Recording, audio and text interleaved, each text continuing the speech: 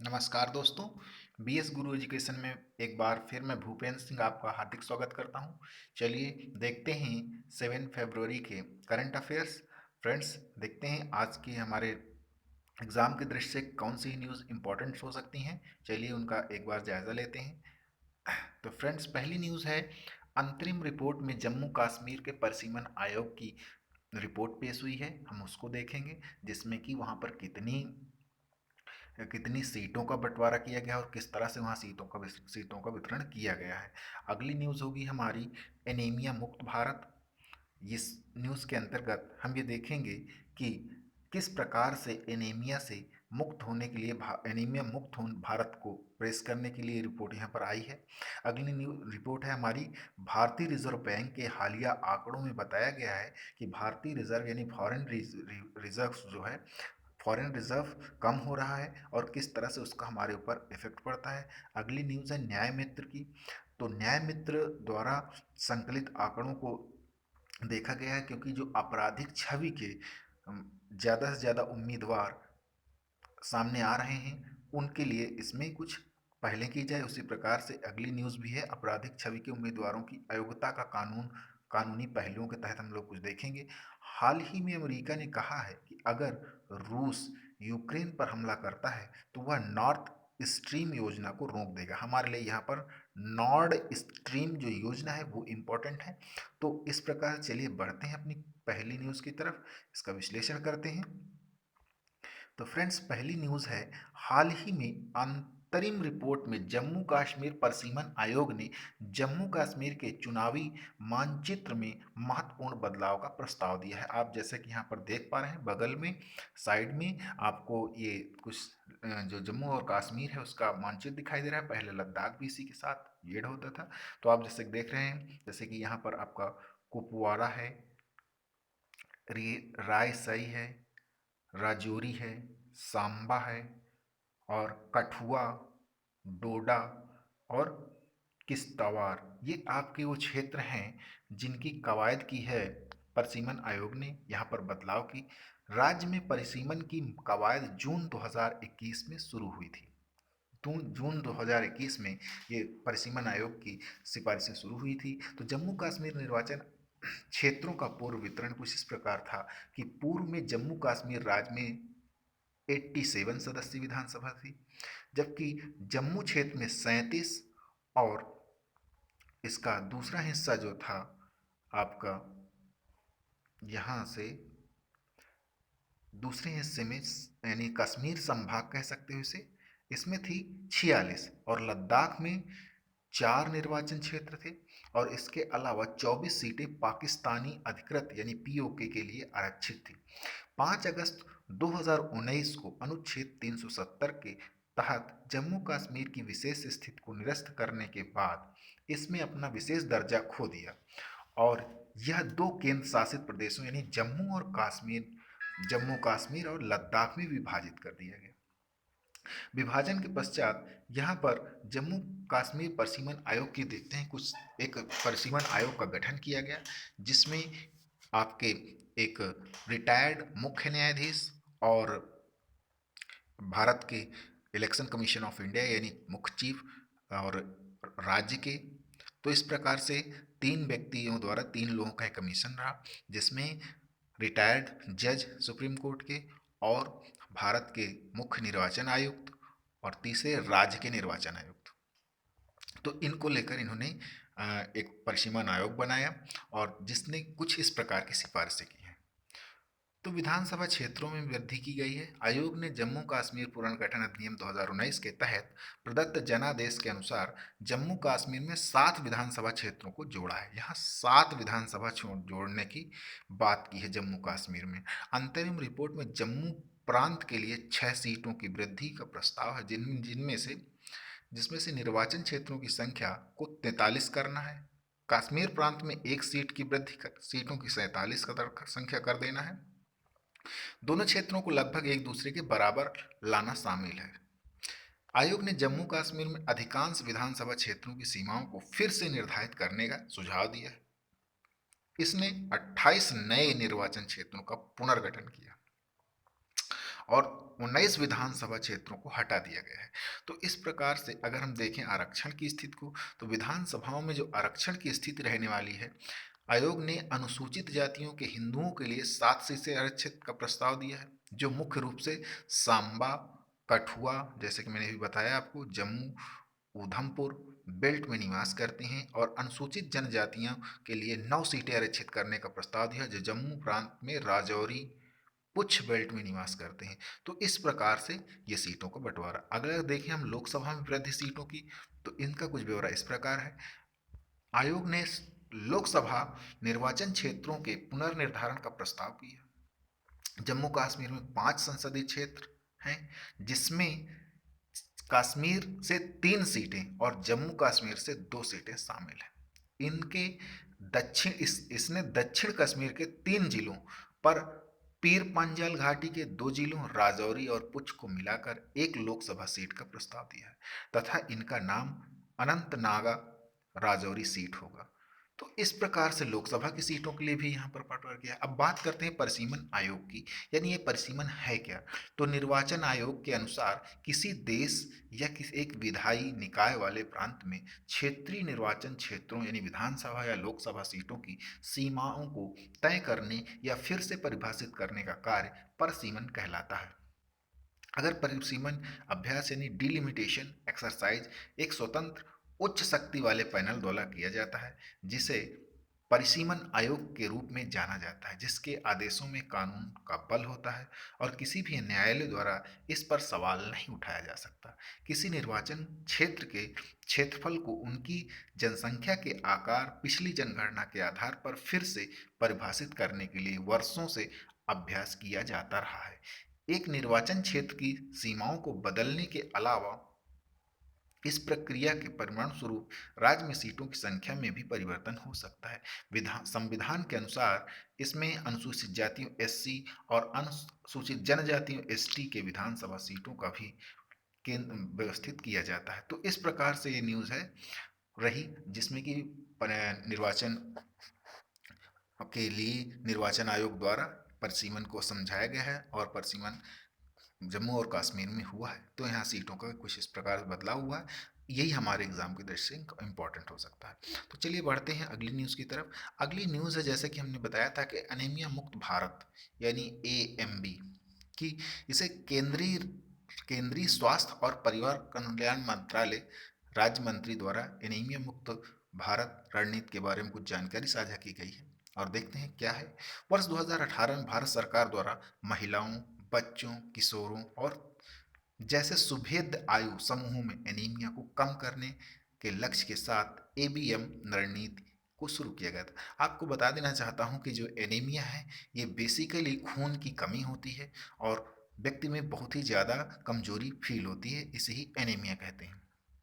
अगर हम एनीमिया की बात करें तो एक जीवन चक्र दृष्टिकोण पर आधारित है, जो 6x6x6 रणनीति के माध्यम से निवारक है, उपचार तंत्र प्रदान करती है, जिसमें 6 लक्षित अभ्यर्थी, यहाँ पर पहला 6 जो है 6 टारगेट बेनिफिशियरी, और अगला है 6 इंटरवेंशंस यानी 6 हस्तक्षेप, और अगले 6 हैं रणनीति को लागू करने हेतु सभी हितधारकों के लिए 6 संस्थागत तंत्र यानी 6 इंस्टीट्यूशनल मैकेनिज्म। ये 3 को ही हम कहे रहे हैं 6x6x6।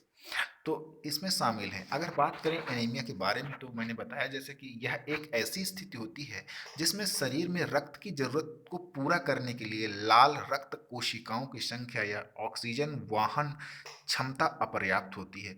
यह क्षमता आयु, लिंग, धूम्रपान, गर्भावस्था की स्थितियों के साथ परिवर्तित होती रहती है। अगर हम बात करें लौह की कमी, इसका सबसे सामान्य लक्षण है। इसके साथ ही फोलेट, विटामिन B12 और विटामिन A की कमी, दीर्घकालिक सूजन व जलन, परजीवी संक्रमण तथा अनुवांशिक विकार भी एनीमिया के कारण हो सकते हैं। एनीमिया की गंभीर स्थितियों में थकान, कमजोरी, चक्कर आना और सुस्ती इत्यादि की समस्याएं होती हैं। अगर हम बात करें इसी को गर्भवती महिलाओं और बच्चों में, इसमें विशेष रूप से प्रभावित करते हैं, यानी जो गर्भवती महिलाएं होती हैं और जो बच्चे होते हैं इसमें विशेष रूप से प्रभावित होते हैं। तो भारतीय परिवार स्वास्थ्य सर्वेक्षण 2019-20 के अनुसार अगर बात करें तो भारतीय महिला और बच्चे अत्यधिक अनीमियक हैं, यानी ज़्यादा तौर से प्रभावित हैं। कि अगर देखें फर्स्ट पहले चरण के तहत 22 राज्यों और केंद्र शासित प्रदेशों का सर्वेक्षण किया गया तथा इनमें से अधिकांश राज्यों और केंद्र शासित प्रदेशों में आधे से अधिक बच्चे व महिलाओं में एनीमिया पाया गया। अगर बात करें WHO की यानी विश्व स्वास्थ्य संगठन के अनुसार, तो इसी प्रजनन आयु वर्ग में वे महिलाएं जिनकी हीमोग्लोबिन का स्तर 12 ग्राम, यानी जिन महिलाओं में हीमोग्लोबिन की मात्रा 12 ग्राम प्रति डेसीलीटर से कम होती है, 5 साल से कम उम्र के जिन बच्चों में हीमोग्लोबिन की मात्रा का स्तर यानी 11.0 ग्राम DLA से कम होता है, उन्हें एनीमिक कहा जाता है या माना जाता है। यानी जिन महिलाओं में, यानी प्रजनन आयु वर्ग की महिलाओं में कद 12 ग्राम प्रति डेसीलीटर से खून की कमी पाई जाती है या हीमोग्लोबिन की कमी पाई जाती है, तो वो एनीमिक है। और 5 साल से कम उम्र के बच्चों में जिनमें 11.0 ग्राम से कम का DLA पाया जाता है, उन्हें एनीमिक मानते हैं। एनीमिया को नियंत्रित करने के लिए अन्य कुछ सरकारी पहलें हैं, जैसे कि स्वास्थ्य राज्य का विषय है। आप सभी लोग जानते हैं कि हमारे शेड्यूल में जो राज्य है, राज्य सूची का विषय है। तो और राष्ट्रीय कार्यक्रमों को क्रियान्वित सहित स्वास्थ्य देखभाल सेवाओं को मजबूत करने की प्राथमिकता जिम्मेदारी संबंधित राज्य और संघ राज्य क्षेत्र सरकार की है। और स्वास्थ्य और परिवार कल्याण मंत्रालय राष्ट्रीय स्वास्थ्य मिशन के तहत राज्यों केंद्र शासित क्षेत्रों को वित्तीय और तकनीकी सहायता प्रदान करता है। अगर बात करें वीकली आयरन और फोलिक एसिड सप्लीमेंटेशन, यह वाइफ्स यह कार्यक्रम किशोरियों और लड़कों के बीच एनीमिया के उच्च प्रसार की घटना से संबंधित चुनौती को पूरा करने के लिए लागू किया जा रहा है। तो इस प्रकार अगर देखें तो ये न्यूज़ थी जो कि काफ़ी इंपॉर्टेंट थी, क्योंकि हमारे वर्नरेबल सेक्शन, जो सबसे वर्नरेबल सेक्शन है, महिलाएं और बच्चे, उनको एक शामिल करता है, उनको टारगेट करता है, जो कि हमारे लिए इंपॉर्टेंट हो सकता है। चलिए बढ़ते हैं आगे। भारतीय रिजर्व बैंक के हालिया आंकड़ों के अनुसार अगर बात करें तो भारत का जो विदेशी मुद्रा भंडार यानी फॉरेन एक्सचेंज है, वो घट रहा है बहुत तेजी से। यानी 2021 जनवरी 2022 को समाप्त सप्ताह के दौरान 678 मिलियन अमेरिकी डॉलर की गिरावट के साथ, यानी 634.287 बिलियन अमेरिकी डॉलर तक पहुंच गया। भारत में गिरावट विदेशी मुद्रा अस्थियों यानी फॉरेन करेंसी एसेट में गिरावट के कारण थी, जो समग्र भंडार का एक महत्वपूर्ण घटक है। यानी FCA 1.155 अरब डॉलर से घटकर 569.582 अरब डॉलर रह गया। रिपोर्ट किए गए सप्ताह में सोने का भंडार 567 मिलियन अमेरिकी डॉलर से बढ़कर 40.337 बिलियन अमेरिकी डॉलर हो गया। अगर बात करें अंतर्राष्ट्रीय मुद्रा कोष के साथ विशेष आहरण यानी SDR 68 मिलियन अमेरिकी डॉलर से गिरकर 68, काफ़ी बात इंपॉर्टेंट है ये, 68 मिलियन अमेरिकी डॉलर से गिरकर 19.152 मिलियन अमेरिकी डॉलर हो गया, जो कि बिलियन अमेरिकी डॉलर हो गया, जो कि काफ़ी बहुत कम है, मात्रा में है। तो अगर बात करें विदेशी मुद्रा भंडार के विषय में तो कुछ इसकी चर्चा करते हैं। विदेशी मुद्रा भंडार का आशय केंद्रीय बैंक द्वारा विदेशी मुद्रा में आरक्षित संपत्ति से होता है, जिसमें बॉन्ड, ट्रेजरी बिल और अन्य सरकारी प्रतिभूतियां शामिल होती हैं। गौरतलब है कि अधिकांश विदेशी मुद्रा भंडार अमेरिकी डॉलर में आरक्षित किए जाते हैं। भारत के विदेशी मुद्रा भंडार में निम्नलिखित को शामिल किया जा सकता है, जैसे विदेशी मुद्रा परिसंपत्तियां, विदेशी मुद्रा आपका SDR यानी विशेष आहरण अधिकार है जो, तो इस प्रकार से हम इन्हें यूज करते हैं। अगर बात करें विदेशी मुद्रा भंडार का उद्देश्य क्या होता है, मौद्रिक और विनिमय दर प्रबंधन हेतु नियमित नीतियों के प्रति समर्थन व विश्वास बनाए रखना। यह राष्ट्रीय या संघ मुद्रा के समर्थन में हस्तक्षेप करने की क्षमता प्रदान करता है। संकट के समय जब उधार लेने की क्षमता कमजोर हो जाती है, तो संकट के समाधान के लिए विदेशी मुद्रा तरलता को बनाए रखते हैं। वे बाहरी प्रभाव को सीमित करता है। अगर बात करें विदेशी मुद्रा भंडार में बढ़ोतरी का महत्व क्या होता है, तो सरकार के लिए बेहतर स्थिति। विदेशी मुद्रा भंडार में हो रही बढ़ोतरी भारत के बाहरी और आंतरिक वित्तीय मुद्दों में प्रबंधन में सरकार तथा रिजर्व बैंक को बेहतर स्थिति प्रदान करता है। अगर संकट प्रबंधन की बात करें, यह आर्थिक मोर्चों पर भुगतान संतुलन यानी बीओपी संकट की स्थिति से निपटने में मदद करता है। रुपया मूल्यह्रास बढ़ते भंडार ने डॉलर के मुकाबले रुपए को मजबूत करने में मदद की है। अगर बाजार में विश्वास है तो भंडार बाजारों और निवेशकों को विश्वास का एक स्तर प्रदान करेगा, जिससे एक देश अपने बाहरी दायित्वों को पूरा कर सकता है। इसी प्रकार से बात करें विदेशी मुद्रा पर संपत्तियों की, तो एफसीए ऐसी संपत्तियां हैं जिनका मूल्यांकन देश की स्वयं की मुद्रा के अलावा किसी अन्य मुद्रा के आधार पर किया जाता है। एफसीए विदेशी मुद्रा भंडार का सबसे बड़ा घटक है। इसे डॉलर के रूप में व्यक्त किया जाता है। एफसीए में विदेशी मुद्रा भंडार में रखे गए यूरो, पाउंड, येन जैसी गैर अमेरिकी मुद्रा की कीमतों पर उतार चढ़ाव या मूल्यह्रास का प्रभाव पड़ता है। अगर हम बात अभी कर रहे थे एसडीआर की, तो विशेष स्पेशल ड्राइंग राइट्स कहते हैं इसे, और ये आईएमएफ की मुद्रा जैसे है। ये 1969 में अपने सदस्य देशों के लिए अंतर्राष्ट्रीय आरक्षित संपत्ति के रूप में बनाया गया था। एसडीआर ना तो मुद्रा है और ना ही आईएमएफ पर इसका दावा किया जा सकता है, बल्कि आईएमएफ के सदस्यों का स्वतंत्र रूप से प्रयोग करने योग्य मुद्राओं पर एक संभावित दावा है।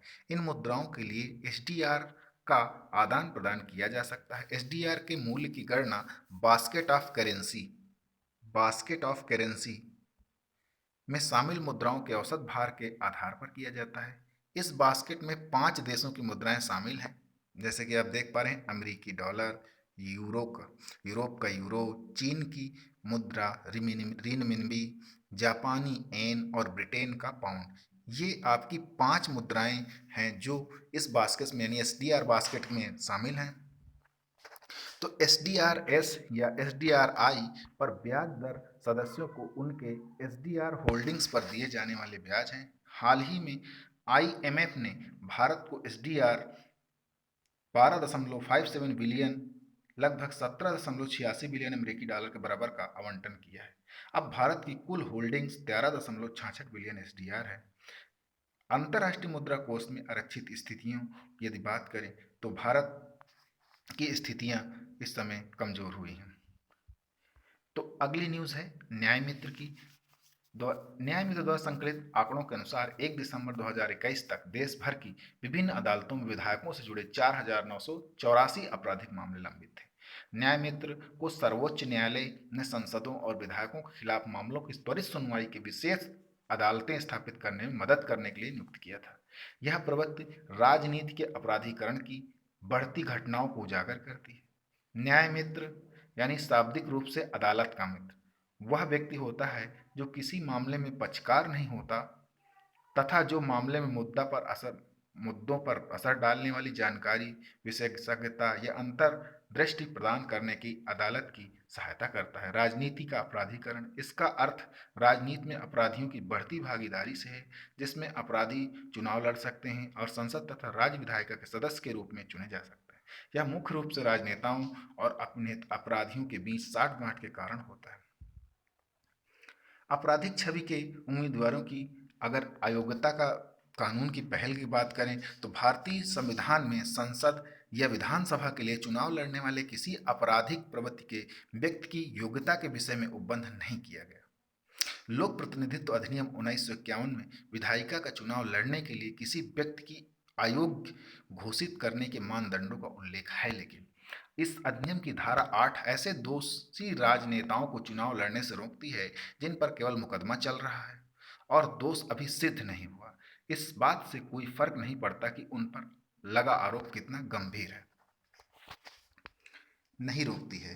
और अगर बात करें इस अधिनियम की धारा 1 और 8 यानी 8(1) 8(2) के अंतर्गत प्रावधान है कि यदि कोई विधायिका सदस्य यानी सांसद अथवा विधायक हत्या, बलात्कार, आतंकवादी गतिविधियों में शामिल होने जैसे अपराधों में लिप्त है तो इसे धारा के अंतर्गत अयोग्य माना जाएगा एवं 6 वर्ष की अवधि के लिए अयोग्य घोषित कर दिया जाएगा। तो इस प्रकार से हमारे लोक प्रतिनिधित्व अधिनियम पीपल्स रिप्रेजेंटेशन एक्ट के अंतर्गत या 1951 में कहा गया है कि वैसे तो चुनाव लड़ने, जब तक वो दोषी नहीं सिद्ध होता तब तक उसे चुनाव लड़ने से नहीं रोक सकते, चाहे वो कितना ही गंभीर अपराध क्यों ना हो। परंतु 8(1) और 8(2) कहते हैं कि यदि उसने कुछ जैसे हत्या, बलात्कार, आतंकवादी गतिविधियों में शामिल है तो इस प्रकार से उसे 6 वर्ष की अवधि के लिए अयोग्य घोषित किया जा सकता है।